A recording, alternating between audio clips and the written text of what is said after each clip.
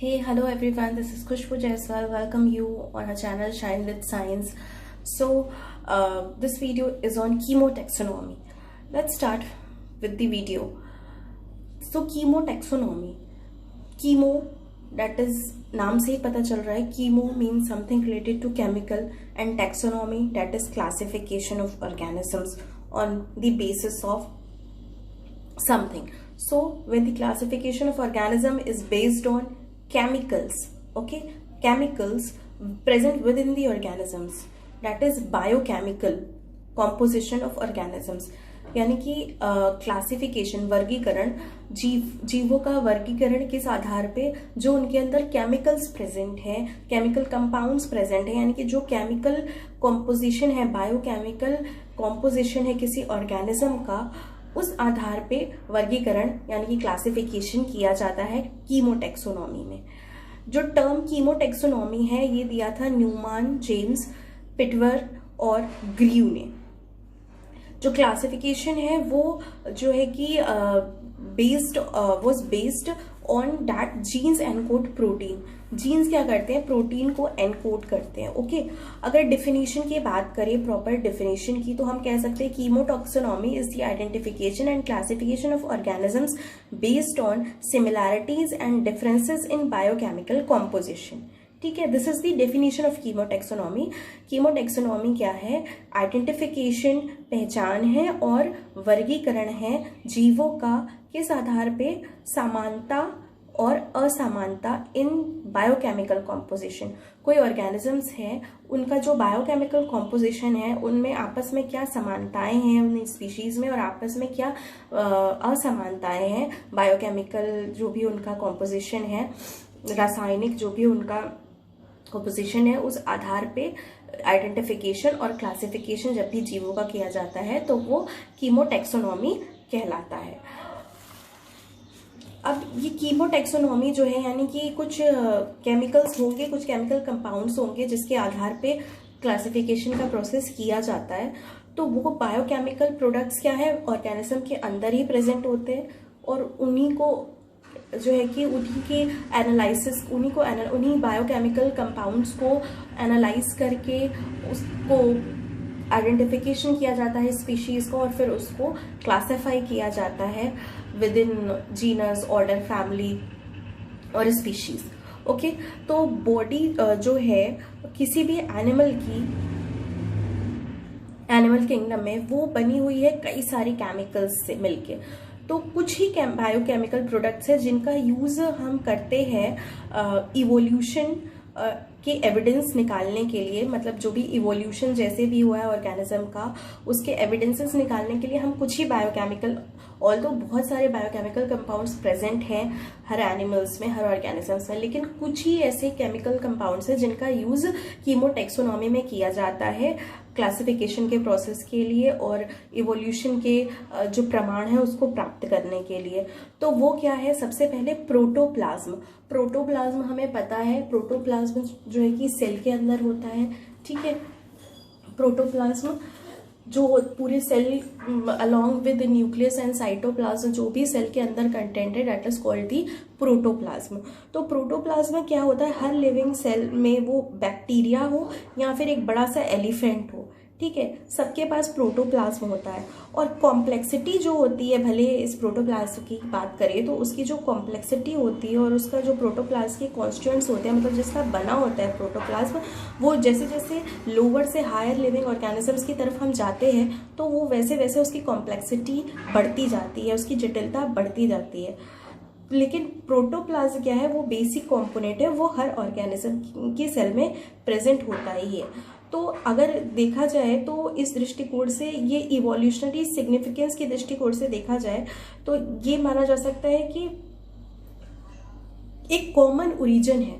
मतलब कि हर living organism का देखा जाए, क्योंकि हर लिविंग ऑर्गेनिज्म में प्रोटोप्लाज्म पाया जा रहा है, तो ये माना जा सकता है कि हर लिविंग ऑर्गेनिज्म का जो एक कॉमन एंसेस्टर है, ठीक है, एक कॉमन पूर्वज है जिससे कि उनका इवोल्यूशन हुआ है. तभी प्रोटोप्लाज्म लोअर से लेके हायर ऑर्गेनिज्म सब में प्रेजेंट है. इसलिए जो है कि प्रोटोप्लाज्म यूज़ किया जाता है, प्रोटोप्लास्ट की एनालिसिस की जाती है, जो है कि उसका जो कॉम्प्लेक्सिटी बढ़ता जाता है हायर एनिमल्स में, तो इस तरीके से मोड ऑफ लाइफ और हैबिट और हैबिटेट वगैरह सब कुछ चेंज होता जाता है। Next is nucleic acids. Nucleic acids हमें पता है डीएनए और आरएनए। डीएनए और आरएनए की बात करें तो ये भी लगभग जो है कि डीएनए और आरएनए ये दो न्यूक्लिक एसिड्स हैं जो कि हर लिविंग ऑर्गेनिजम्स में प्रेजेंट होती है। ठीक है, सारे लिविंग ऑर्गेनिजम्स में डीएनए और आरएनए प्रेजेंट ही होता है, और ये प्रेजेंट होते हैं कहाँ, क्रोमोसोम के अंदर पाए जाते हैं। तो स्ट्रक्चर जो होता है इन एसिड्स का वो सिमिलर ही होता है, सारे ऑर्गेनिजम्स में सिमिलर ही होता है। ठीक है, तो डीएनए हमेशा जो होता है वो 2 चेन्स में होता है, डबल हेलिक्स स्ट्रक्चर होता है, और वो बना होता है न्यूक्लियोटाइड्स का, और हर न्यूक्लियोटाइड्स किसके बने होते हैं, पेंटोज शुगर, फॉस्फेट ग्रुप और नाइट्रोजनस बेसिस का, जैसे एडेनिन, ग्वानिन, साइटोसाइन, थायमिन। और आरएनए में जो है कि थायमिन की जगह यूरेसिल होता है, राइट। तो ये प्रूव होता है, किया गया है लैबोरेटरी में कि सिंगल स्ट्रैंड जो डीएनए है एक स्पीशीज का मैच कर सकता है किसी दूसरे स्पीशीज के स्ट्रैंड से। सिंगल डीएनए लैबोरेटरी में ये प्रूव किया गया है कि किसी मतलब किसी स्पीशीज का डीएनए है उसका एक स्ट्रैंड किसी दूसरे स्पीशीज के सिंगल स्ट्रैंड से मैच हो सकता है। अगर एलिस जो है स्ट्रैंड्स के 2 स्पीशीज के क्लोज आते हैं तो ये कंक्लूड किया जा सकता है कि ये 2 स्पीशीज जो है कि क्लोजली रिलेटेड है। ठीक है, तो इस तरीके से न्यूक्लिक एसिड्स का भी एनालिसिस किया जाता है कीमोटैक्सोनॉमी में। नेक्स्ट बात करें तो है डाइजेस्टिव एंजाइम्स। डाइजेस्टिव एंजाइम्स का भी एनालिसिस किया जाता है। डाइजेस्टिव एंजाइम्स भी क्या है, एंजाइम्स हमें पता है ये बहुत सारी मेटाबॉलिक एक्टिविटीज में हेल्प करती है। ठीक है, enzymes as a catalyst act करती है। कई सारे बायोकेमिकल रिएक्शंस जो हमारी बॉडी के अंदर होते हैं उसको कैटलाइज कौन करता है, एंजाइम्स कैटलाइज करते हैं।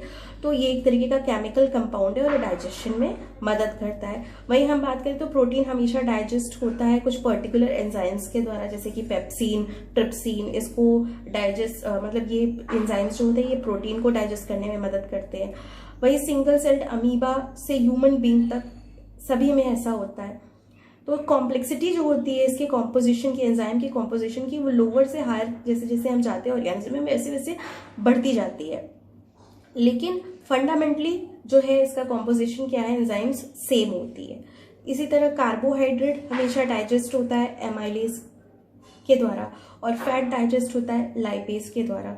ठीक है, तो ये जो है कि सभी में ये चीजें होती है, डाइजेशन का प्रोसेस होता है और डाइजेस्टिव एंजाइम्स पाए जाते हैं। तो इस तरीके से भी हम कोरिलेशन स्थापित कर सकते हैं कि कैसे एक ऑर्गेनिज्म दूसरे ऑर्गेनिज्म से जुड़ा हुआ है, इसका इवोल्यूशन कैसे हुआ है, और उस आधार पे क्लासिफिकेशन का प्रोसेस परफॉर्म किया जाता है। Next is the end product of digestion. And product of digestion, अब एंड प्रोडक्ट ऑफ डाइजेशन क्या है, वहीं देखा जाए तो कोई भी मतलब जो एंड प्रोडक्ट होता है प्रोटीन, कार्बोहाइड्रेट और फैट का, वो हमेशा क्या होता है, प्रोटीन का होता है अमीनो एसिड, और कार्बोहाइड्रेट का सिंपल शुगर्स होते हैं, और फैट का फैटी एसिड होता है। तो ये कंफर्टेबली हम कंक्लूड कर सकते हैं कि जो एंड प्रोडक्ट है उनमें सिमिलैरिटी है। ठीक है, प्रोटीन अमीनो एसिड में ही टूटते हैं, कार्बोहाइड्रेट जो है वो सिंपल शुगर में ही टूटते हैं, और फैट्स जो है फैटी एसिड्स में ही टूटते हैं। तो इससे हमें ये पता चलता है कि कहीं ना कहीं एक कॉमन एंसेस्ट्री, एक कॉमन पूर्वज है ऑर्गेनिजम्स का। ठीक है, तो इससे इस बात का पता चलता है। तो ये भी यूज़ किया जाता है कि इसका भी एनालिसिस किया जाता है कीमोटैक्सोनॉमी में। नेक्स्ट इज बात करें तो हॉर्मोन्स। हॉर्मोन्स का भी एनालिसिस होता है। हॉर्मोन्स क्या है, ये सिक्रीशन होते हैं, ये मतलब डक्टलेस ग्लैंड्स जो होते हैं, हमारे एंडोक्राइन ग्लैंड्स हमारी बॉडी में होते हैं, जैसे थायराइड ग्लैंड है, pituitary gland, pancreas, adrenal gland, ऐसे कई सारे ग्लैंड्स, गोनाड्स हैं, ऐसे कई सारे एंडोक्राइन ग्लैंड्स हमारी बॉडी में प्रेजेंट हैं। और ये क्या करते हैं, ये कुछ सिक्रीशंस निकालते हैं हमारे ब्लड स्ट्रीम में। वो क्या कहलाते हैं, हॉर्मोन्स। वो केमिकल सब्सटेंसेस होते हैं hormones, like thyroid, pituitary, adrenal, ये सब क्या है, एंडोक्राइन ग्लैंड्स है। तो इनका जो केमिकल नेचर होता है सभी एनिमल्स में, इन सारे हार्मोन्स का सेम ही होता है केमिकल नेचर की बात करें तो। फॉर एग्जांपल अगर थायरॉक्सिन जो अगर मतलब सिक्रीट हो रहा है थायराइड ग्लैंड से, तो वो थायरॉक्सिन ही सिक्रीट होगा थायराइड ग्लैंड से। भले ही एनिमल कोई भी हो, थायराइड ग्लैंड जो है वो थायरॉक्सिन हार्मोन ही सिक्रीट करेगा। और ये थायरॉक्सिन हार्मोन जो है मेटाबॉलिज्म में इसका बहुत इंपॉर्टेंट रोल होता है। अगर ह्यूमन बीइंग में क्या होता है, थायरॉक्सिन की कमी हो जाती है मान लीजिए, तो ये ज़रूरी नहीं है कि हम उसे हार्मोन जो है कि दूसरे ह्यूमन बीइंग से ही निकाल के उसे वो हार्मोन दें। हम उसे किसी दूसरे मैमल से भी निकाल के इंजेक्ट कर सकते हैं। तो ज़रूरी नहीं है कि अगर ह्यूमन बींग्स में थायरॉक्सिन हार्मोन की कमी हो गई तो उसे किसी दूसरे ह्यूमन बींग से ही एक्सट्रैक्ट करके हम इंजेक्ट कर सकते हैं। नहीं, ऐसा नहीं है। हम किसी दूसरे मैमल से भी उसको एक्सट्रैक्ट करके उसे इंजेक्ट कर सकते हैं। ठीक है। अगर तो इस तरीके से हार्मोन्स क्या है कि उनका भी एक कह सकते हैं कि कुछ सेम एंसेस्टर्स है। अगर थायराइड ग्लैंड किसी टैडपोल का रिमूव कर दिया जाए और उसके जगह पे बोवाइन का थायराइड ग्लैंड अगर लगा दिया जाए तो नॉर्मल मेटाबॉलिज्म होगा टैडपोल में, वो वैसे ही मेटामॉर्फोस करेगा, फ्रॉग में चेंज होगा। क्योंकि जो फंडामेंटल रिलेशनशिप है इन एनिमल्स में, सच एक्सचेंज ऑफ हॉर्मोन्स और ग्लैंड पॉसिबल है। तो वही कह सकते हैं कि जो भी फंडामेंटल रिलेशनशिप है सारे ऑर्गेनिजम्स में, उसी के थ्रू जो है कि हार्मोन या ग्लैंड्स का एक्सचेंज पॉसिबल है amongst the organisms. Next is nitrogenous excretory product. Nitrogenous excretory products की बात करें तो मेनली 3 टाइप के नाइट्रोजनस वेस्ट होते हैं जो कि लिविंग ऑर्गेनिजम्स एक्सक्रीट करते हैं। एक तो होता है अमोनिया, जो कि एक्वेटिक जितने भी लाइफ फॉर्म्स होते हैं, पानी में रहने वाले जो भी जीव होते हैं, वो अमोनिया एक्सक्रीट करते हैं। यूरिया जो है वो लैंड पे और वाटर ड्वेलर्स होते हैं, एम्फीबियंस जिन्हें हम कहते हैं, वो यूरिया एक्सक्रीट करते हैं। और यूरिक एसिड जो टेरेस्ट्रियल फॉर्म्स जो लैंड पे सिर्फ रहते हैं, वो यूरिक एसिड एक्सक्रीट करते हैं। एक फ्रॉग जब अपने टैडपोल फॉर्म में होता है तो वो सिर्फ अमोनिया एक्सक्रीट करता है, क्योंकि वो सिर्फ वाटर के अंदर रहता है, लेकिन और फिश की तरह। और फिर क्या होता है कि वो अडल्ट फ्रॉग में चेंज होता है, और तो फिर वो अमोनिया की जगह एक्सक्रीट करने लगता है क्या, यूरिया। ठीक है, क्योंकि अब वो एम्फीबिया हो गया, वो लैंड और वाटर दोनों में रह रहा है, तो अब वो यूरिया एक्सक्रीट करने लगता है। तो इससे पता चलता है कि जो लैंड एनिमल्स हैं उनकी एक्वेटिक एंसेस्ट्री है, कहीं ना कहीं वो उनके जो एंसेस्टर्स हैं वो वाटर में रहते थे, वो पानी में रहते थे, तो इससे ये पता चलता है। ठीक है। अब चिक जो है, चिक यानी कि जो मुर्गी का बच्चा होता है, वो 5th डे ऑफ डेवलपमेंट तक वो एक्सक्रीट करता है क्या, अमोनिया। और अपने 5th और 9th डे से वो यूरिया एक्सक्रीट करता है, और फिर उसके बाद वो यूरिक एसिड एक्सक्रीट करने लगता है। लेकिन ना तो वो पानी में गया, ना तो फिर भी ऐसा हुआ कि पहले वो अमोनिया एक्सक्रीट करता है, फिर वो यूरिया एक्सक्रीट करता है, और फिर जब उसके बाद फिर वो यूरिक एसिड एक्सक्रीट करने लगता है। तो इन सारे फाइंडिंग्स के आधार पे जो बाल्डविन थे उन्होंने सॉल्व किया एक biochemical recapitulation in the development of vertebrates with reference to nitrogenous ancestry product। ये जो बाल्डविन थे, इन्होंने बताया कि ये जो वर्टिब्रेट्स हैं उनका कुछ ना कुछ मतलब रेफरेंस है नाइट्रोजनस एक्सक्रीटरी प्रोडक्ट्स। ठीक है, तो वर्टिब्रेट्स जो है उनका जो डेवलपमेंट हुआ है, तो उसमें जो है कि नाइट्रोजनस एक्सक्रीटरी प्रोडक्ट के रेफरेंस के थ्रू उन्होंने जो है डेवलपमेंट वर्टिब्रेट्स का बताया कि कैसे हुआ है। Next is फोस्फोजेंस।